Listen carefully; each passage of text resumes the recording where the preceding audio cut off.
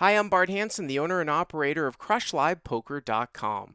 The following hand comes from our call-in show that we record at 4:45 p.m. Pacific Time every Monday. If you want to call in your hand, check out the phone number in the description. Jim from Fall River, you're playing 1-2 at Yep. Foxwoods. What's the structure here in this game? It's 60 min, 300 max buy-in, 60 min, 300 max. Okay. and it's a limp pot hand. Heroes in the big blind with King 7 offsuit. What are the stacks ish? Probably like 200 effective, So we get what, a couple somewhere in people, there. like many people limp in, something like that. Yeah, I think it was like middle position, cut Okay. off button, and small blind. So Probably pot pretty is like typical. $10. Pretty typical for this Yeah. game, right? Yeah. Okay. Yep. What do they drop in this game, by the way? Or is it a rake or is it a drop? Do you know? It's rake, so they do up to $4 and $1 for the bad beat. Okay. So So five five. total. That's pretty heavy. But it's a rake though, so they like in a $20 pot, they'll only take like $2, right? Right. So it's like anything pre-flop is not raked, I think, and Yeah. then it's $1 at the flop, $1 at like 20, $1 at like 40, and $1 at like 50 or 60, I Yeah. think. Different from LA where they take the entire amount if you see the flop, and they take $2 pre-flop, so it's pretty crazy. Oh wow, that's Yeah. that's high rake. Yeah, that's what they call the drop. That's what your people are playing for in LA. All That's right, so that's here, pretty brutal. yeah, heroes in the big blind with King 7 offsuit, 3 or 4 limps. Okay. Right. Yep. Flop comes Queen 6-7 with Queen of Diamonds and 6-7 of clubs. Queen of diamonds. So tell me the suits again. Queen of Diamonds, 6 and 7 are both clubs. Queen of diamonds, 6 of clubs, 7 of clubs. Okay, so she's got Right. King 7 off. Yep. Right. Okay. Gets checked through. I love these hands, by the way, because Yeah. I've played so many of these little hands at 510 at Commerce. Not so much these days. The game's changed quite a bit. Although I was in a game like this last night, but I have played some epic limp pots for value and as bluffs too. So, and usually when you're Mhm. playing limp pots, it's against players that are pretty weak, right? Because it's limp pot, so they're Right. just fun. So it gets checked through. Right. The turn is a king. Okay. Um, so hero bets 5 into 10. So the turn is a Um, king. Doesn't bring a backdoor or anything like that. oh yeah, it was a backdoor diamond actually. Okay. So right off the bat, I was actually thinking that this might be a spot to check raise because here's the Mhm. thing, and the reason why I like a check raise here with King 7 and as opposed to a lead out on the turn is because okay, when you look at the flop, it's Queen 6-7. So, occasionally some people might check a queen from up front at this level occasionally. Usually you think someone's going to bet it from up back, right? Mhm. Um, but a lot of times someone's not going to have top pair when it gets checked through. Except if Yeah, they're I can't imagine really anybody has top pair. I right. mean, So now that the I turn's a don't know. king, right? And also the Right. pot is still pretty small. Yeah, it's Again, super it's different small. when the pot gets larger and people start doing pot control stuff. But now that the turn's a king, I feel like anyone with a king, when they get checked to, they're gonna bet. Okay, Mhm. and if your girlfriend can size it small enough, you actually get more value by putting in a small check raise here than just coming and betting out. And Right. and that's also coupled with the fact that I don't think many people have a queen here. So either someone's gonna have a king or they're not. And if they Right. don't, you just bet and it gets folded through. You can't do anything. If they don't and it gets checked through, so what? Maybe you get a little bet on the river. But if they do, they'll bet it on the turn. And a lot of Mhm. times they will,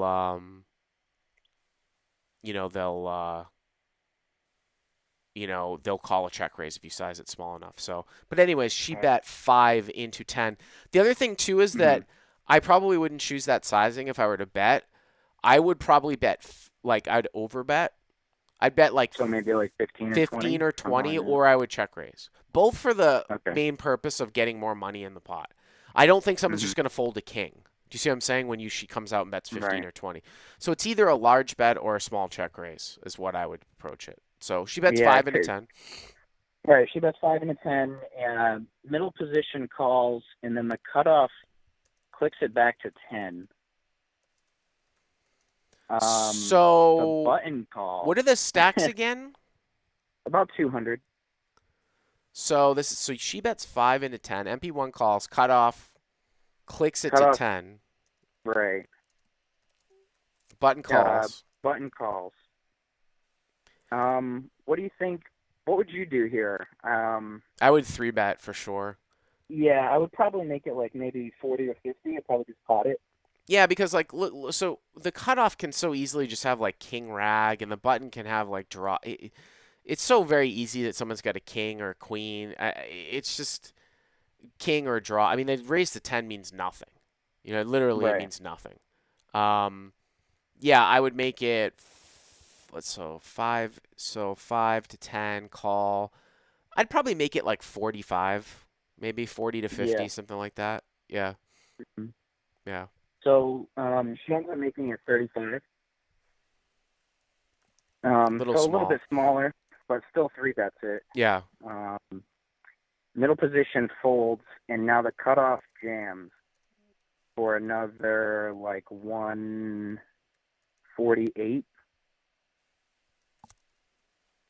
So 198 total. Yeah. And the button. Or no, 148 plus 35. So whatever Oh, that is, 183. Did I get right. that right? Yeah. 183. You're right. Sorry. Um, total. So it's what 148 for her to call. Is that right? Is that what you said? Right. The button hmm folds. Button folds.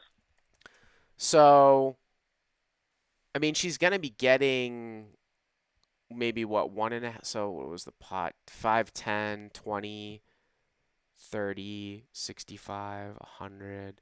Was it like 250? Like about 150 to call, something like that. Is that right? So let me think real quick. So it's like 10, 20, 25. Already have the 35, so it's 60, 60, and 180. So it's, yeah, like 240, 148 to call, something like that. Two 248, 140. So she's gonna be getting like almost 2 to 1, right? 1.5 to 1, something like that. Yeah, somewhere in there, 1.5 to 1 and 2 to 1, right in the middle of that. I mean, I guess you could be up against King Queen here some of the time. King Um, Queen, I think, is a really weird hand though, because wouldn't the cutoff that on the flop? you I would mean, think so. You would think so. You also think the cutoff would bet pocket sixes. So I mean, I've seen so much weird shit here. I would definitely not fold here. I wouldn't fold either, but Because the um, cutoff could have king nine of clubs here, thinking that it's like the right. absolute nuts. King X of clubs. I'm just looking at the draws that come in here too. Mm, Jack 10 of diamonds, Jack 9 of diamonds, Ace 10 of diamonds, Ace Jack of diamonds, King X of clubs. And these aren't spots where it's like 2 players play draws super aggressive. They don't, but there are certain draws that they are actually overplaying because they just have no clue. Like Jack 10 of right, diamonds, something like right. that. Or I was thinking that King it 5 probably of wasn't a clubs, draw though, because like you were saying, like, do you think he's really gonna four bet the turn with a draw? I mean, Um, I think that 2 players are so unaware that they think that some draws on the nuts. So when you get up to uh, 5-5 or 2-5, you're right. Someone's hmm not going to 4-bet the draw. The people, they're a little bit more passive. Like you're not going to hmm see even a recreational 5-5 player unless they're really bad, like 4-bet the turn with like king deuce of clubs here, right? right, But yeah, at this level, people might just think that that's like, you're not going to see a guy full pocket aces after the flop either at this level, right? When they should. no, You know what I definitely mean? not, yeah, It's the same type of thing. Like hmm top pair in a club draw might just be like the absolute nuts to hmm to a guy like this. hmm Um, even like yeah, no, I guess Queen X of clubs bets the flop, so I would never fold here in this spot. There are just hmm situations that you can't fold these types of hands to low stakes players. right, So yeah. So she ended up folding, and the guy claimed pocket sixes. I mean, I don't know. I don't really see him having sixes and checking the flop with two clubs and 6-7. I mean, I don't know. It was kind of a No. weird hand. It's interesting because in the live chat, the guy that does the graphics for our stay in school, he's just starting to play live poker, and he's saying the guy could have seven, six. The guy could have a hand like 3-4 of diamonds, 8-5 of diamonds. Those Hmm. hands I actually disagree with. I don't agree that those are nuts in the. Again, this is just a pattern type of thing. I think that the draws that this guy would be pushing back would be a royal flush draw, ace 10 or Hmm. ace jack of diamonds, jack 10 of diamonds, okay, and king Right. x of clubs. I don't think like 3-4 of diamonds. I don't think 5-8 of diamonds because, and the difference between those hands is that when you start to get up to like, you get into the category of like 5-8 of diamonds, people look at that draw differently. That might be a play. Absolutely. That Yeah. might be a play that you would see at 5-5, where somebody was Right. getting aggressive with a 4-bet, and they're like, "Let me see if I can get somebody off of that." Like that would be like a 4-bet with a draw with huge equity. Hmm. They wouldn't do that here. They would look at king x of clubs being just the nuts or a royal flush Yeah, I draw. think You know what I'm I saying? think you're That's right the about King difference. X of clubs. King X of clubs is Yeah, probably something I wasn't really thinking about. Like King X of clubs makes a ton of sense. yeah. So, um, and also too, like pocket sixes, like is a guy really only making it 10?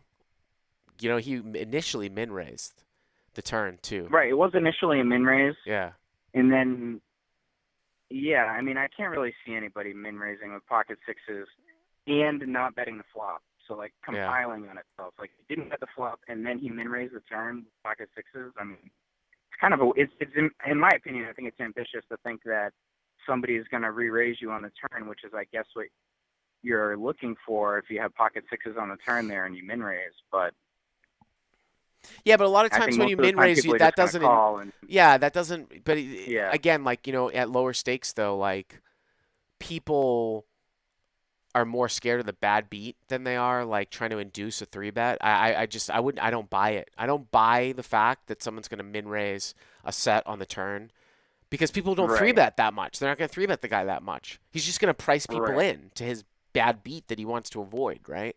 You know what I mean? exactly, So, yeah. anyways, thanks for the call, buddy.